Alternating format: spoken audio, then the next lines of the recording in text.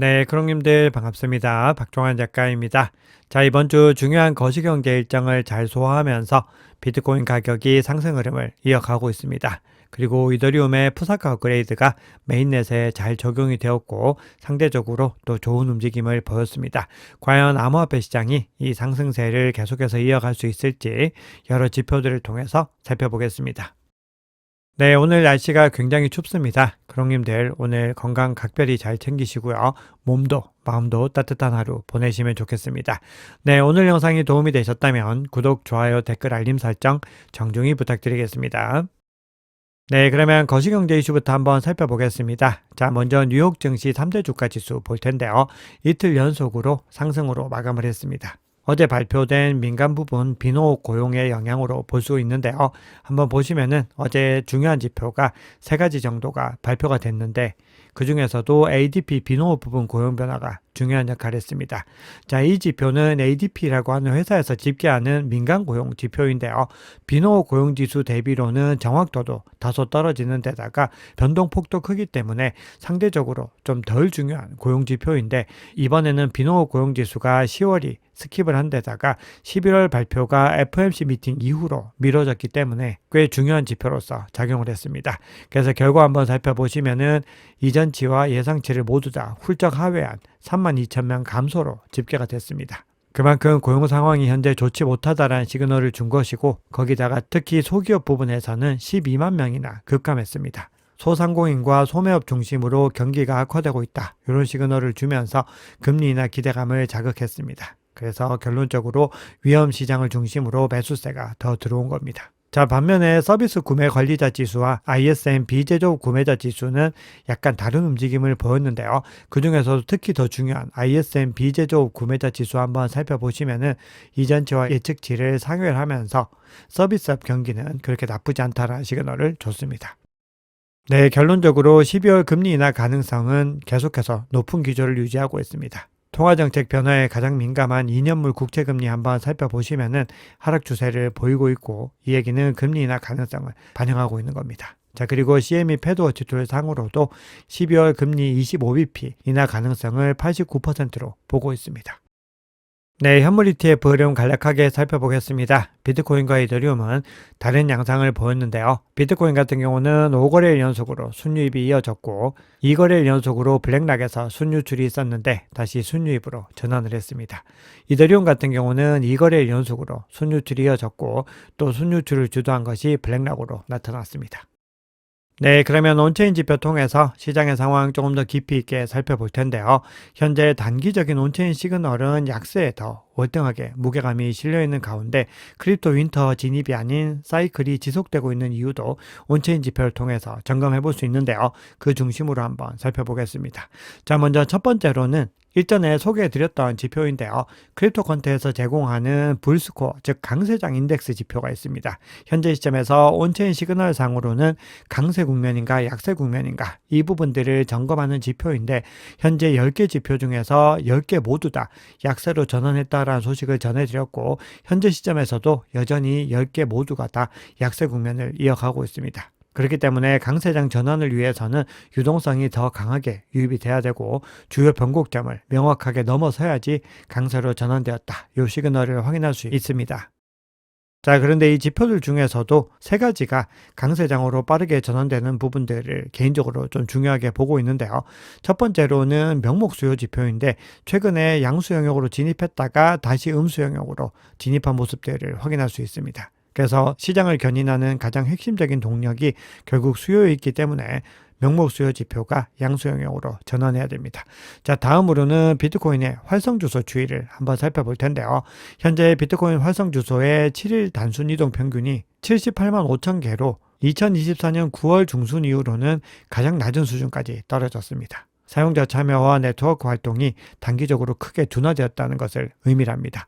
자, 그런데 이런 패턴들은요, 결국은 과거 패턴상으로 봤을 때 바닥이 형성되는 직전에 이렇게 활성 주소수도 급감한 모습을 보였습니다. 그래서 이 지표가 다시 회복한다면은 결론적으로 투자 심리가 개선되고 새로운 상승 추세의 시작을 의미할 가능성이 높다는 건데요. 현재 바닥을 찍고 점진적으로 고개를 들고 있는 모습이 포착되고 있습니다.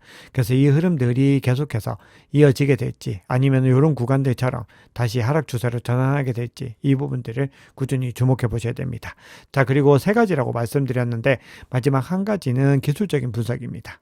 즉 기술적 분석상으로 중요한 변곡점을 넘어서는 것이 굉장히 중요하다 이렇게 볼 수 있습니다. 자, 그런데 크립토컨트의 리서치 보고서 한번 살펴보면은 현재 스트래티지의 월간 비트코인 매수세가 134K에서 9.1K로 그리고 이후에 135BTC까지 크게 급락한 것을 볼 수 있습니다. 즉 명확하게 유동성 방어 모드로 전환하는 것을 확인할 수 있는데요. 이렇게 스트래티지의 매수세가 급감하는 움직임들은 결국은 가격 하락세와 온체인 약세 시그널과 정확하게 일치한다. 이렇게 보고서는 분석을 하고 있습니다. 즉 스트래티지도 단기 약세 구조를 인정하는 흐름을 보이고 있다. 이렇게 이야기를 하는 건데요.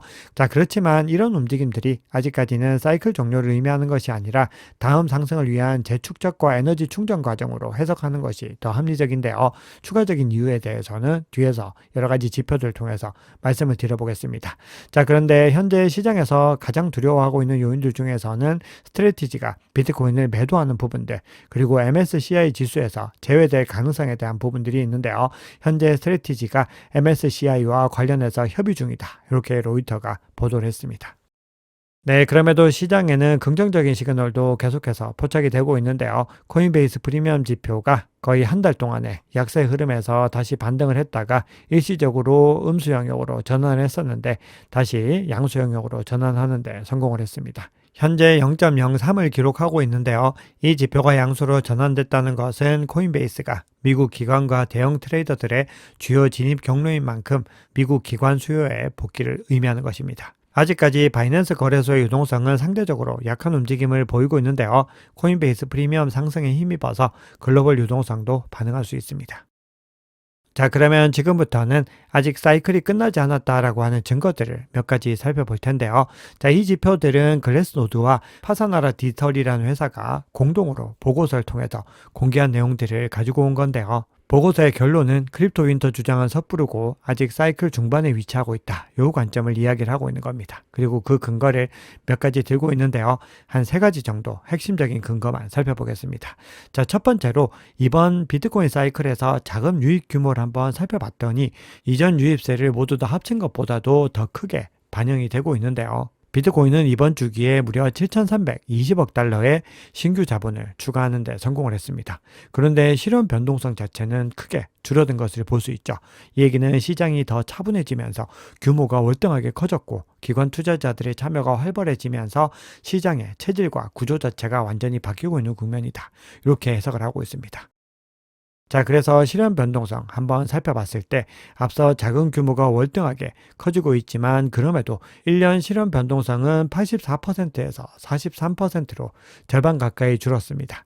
자, 그런데 과거 크립토 윈터 구간을 한번 살펴보시면은 유동성은 고갈이 되고 실현 변동성은 월등하게 커지는 것을 확인할 수 있습니다. 자, 하지만 그런데 현재는 그런 패턴과는 전혀 반대로 가는 패턴들을 보이고 있다는 거죠. 그렇기 때문에 이 보고서에서는 여전히 크립토 윈터 구간은 오지 않았다. 이렇게 해석을 하는 겁니다. 자, 다음으로는 장기 보유자와 단기 보유자의 패턴을 통해서도 크립토 윈터 구간의 징후들과 대세 상승장 정점의 징후를 확인할 수 있는데요. 과거 대세 상승장 정점을 찍었던 세 번의 구간을 한번 살펴보시면은 기본적으로 장기 보유자와 단기 보유자의 실현 가격이 급등하는 움직임을 보입니다. 그리고 나서 장기 보유자 실현 가격은 평탄해지고 단기 보유자의 실현 가격이 급락하면서 대세 하락장이 시작이 되는데 지금 패턴 한번 살펴보시면은 장기 보유자들의 실현 가격이 과거 같은 급등 추세를 보이지 않고 여전히 평탄하게 상승하는 구간들을 보이고 있고 단기 보유자들도 마찬가지 움직임을 보이고 있습니다. 거기다가 이렇게 이 구간들이 크게 꺾이는 움직임들도 포착이 되고 있지 않다는 겁니다. 결론적으로 온체인 패턴을 살펴봤을 때는 과거 대세 하락장으로 전환하는 그 구간과는 확연하게 다른 모습을 보이고 있습니다. 자, 여기다가 추가적으로 보고서 내용 몇 가지 정도만 더 살펴보면은 현재 비트코인 현물 ETF에 지속적으로 자금이 유입되고 있고 현재 비트코인 유통량의 무려 6.9에서 7%에 해당하는 136만 BTC를 보유하고 있다는 점을 중요하게 보고 있습니다. 그만큼 기관들을 중심으로 해서 굉장히 많은 물량들을 모으고 있는 것들을 강조하고 있고요. 다음으로는 크립토 윈터 구간에서는 채굴 해시 가격이 하락하면서 채굴 업체들이 먼저 붕괴를 하게 되는데 현재 이런 현상들도 나타나지 않고 채굴자들이 점차 진정세를 보이고 있다는 부분들을 강조하고 있습니다. 자, 그리고 바이낸스 거래소에서 이 비트코인 보유량도 꾸준히 감소하는 움직임을 보이고 있습니다. 현재 코인베이스 같은 경우는 최근에 지갑 이동으로 인해서 데이터들이 약간 왜곡된 부분들이 있는데요. 바이낸스 거래소는 상대적으로 더 정확한 수치들이 나오고 있습니다. 현재 고래와 장기 투자자들이 셀프 커스터디 이동을 하고 있고 또 ETF 수요 확대로 인해서 공급이 시장 외부로 잠기고 있는 강세 구조가 나타나고 있습니다. 결국 거래소 잔고 감소는 재축적 단계 전형적인 패턴으로 볼 수 있고 중장기적인 가격 상승을 위한 기반을 구축하는 과정으로 해석하는 것이 합리적이지 않을까 그렇게 생각을 합니다. 네, 시장의 중요한 이슈들 몇 가지 정도만 점검해 보겠습니다. 이더리움의 푸사카 업그레이드가 메인넷에 적용이 완료됐다. 이렇게 이더리움에서 본인들의 공식 X 계정을 통해서 밝히고 있습니다. 7개월 만에 주요 하드포크로서 향후 연 2회 업그레이드가 이어진다. 이렇게 이야기를 하고 있습니다.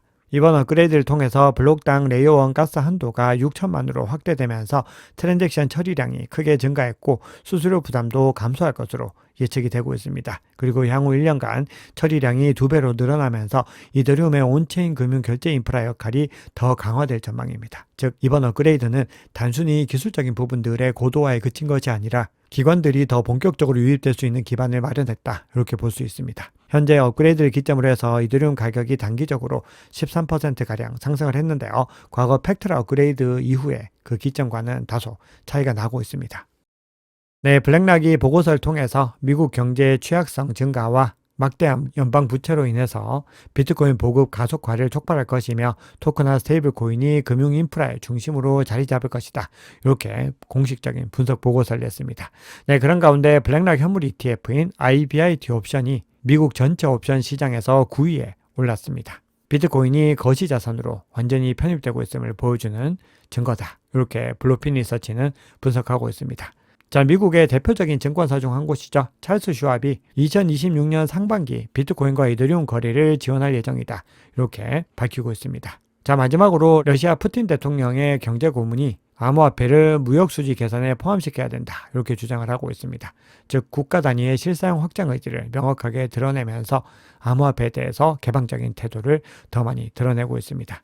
자, 결론적으로 이 기사들이 향하는 방향성을 살펴봤을 때 전 세계 금융 정책, 자본시장이 비트코인과 디지털 자산을 이제는 투기 상품이 아니라 거시금융 인프라와 실무경제, 결제 시스템으로 공식적으로 채택하는 단계에 진입했다. 이렇게 볼 수 있습니다. 이러한 시그널은 결국 장기적인 수요 기반 강화로 이어지면서 단기 변동성과 무관하게 상승 사이클의 구조적인 기반을 형성했다. 이렇게 해석할 수 있습니다.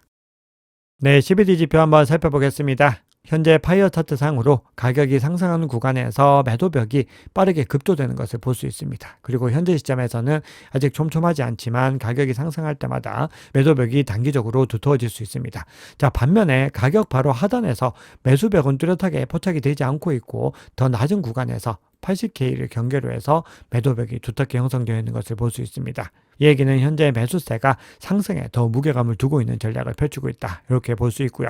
고래들의 움직임 한번 살펴봤을 때 가장 큰 규모의 갈색 고래는 그동안에 매도세를 보이다가 관망의 흐름을 보이는 가운데 두 번째로 큰, 즉 호가에 가장 큰 영향을 미치는 두 번째 보라색 고래가 유입되는 모습을 보이고 있습니다. 그래서 이 유입세가 꾸준히 이어질지에 대한 부분들은 바이낸스 거래소의 대규모 트레이더들이 시장에 빠르게 대응하는 주체들이기 때문에 조금 더 지켜봐야 되는 국면들이 있지만 그럼에도 전체 주문량에서는 매수세가 조금씩 고개를 들고 있는 것을 확인할 수 있습니다. 결론적으로 최근에 가격 상승이 여전히 코인베이스 거래소를 중심으로 이어지고 있고 바이낸스 거래소는 상대적으로는 좀 부진한 움직임을 보이고 있는 것으로 이 CVD 지표를 살펴봤을 때는 확인할 수 있습니다.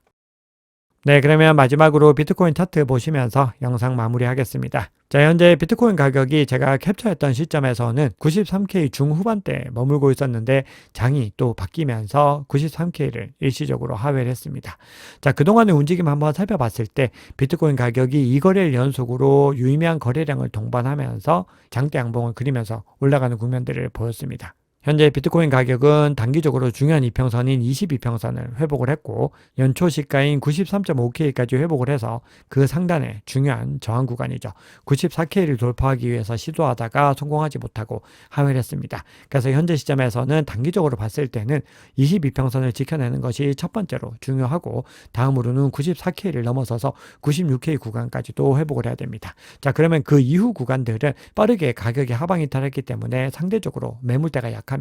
그래서 96K 상단을 돌파한 이후에는 바로 52평선을 테스트하기 위해서 올라갈 수 있기 때문에 그 부분들도 감안하면서 시장을 바라보셔야 됩니다. 자, 그리고 현재 52평선이 402평선과 365이평선을 하방 이탈했습니다. 그래서 그 이후에 바로 인접한 구간에 이 두 개 중요한 이평선이 있기 때문에 결론적으로 추세 전환까지 확인하기 위해서는 이 두 개 구간과 단기 보유자 실현 가격까지 확인을 하셔야 됩니다. 현재 RSI는 중립 구간에 도달했고 MACD도 강세 국면을 계속해서 이어가고 있는 것을 볼 수 있습니다. 네, 오늘 준비한 얘기는 여기까지입니다. 여러분 오늘 영상이 도움이 되셨다면 구독, 좋아요, 댓글, 알림 설정 정중히 부탁드리겠습니다. 지금까지 박 작가였습니다. 감사합니다.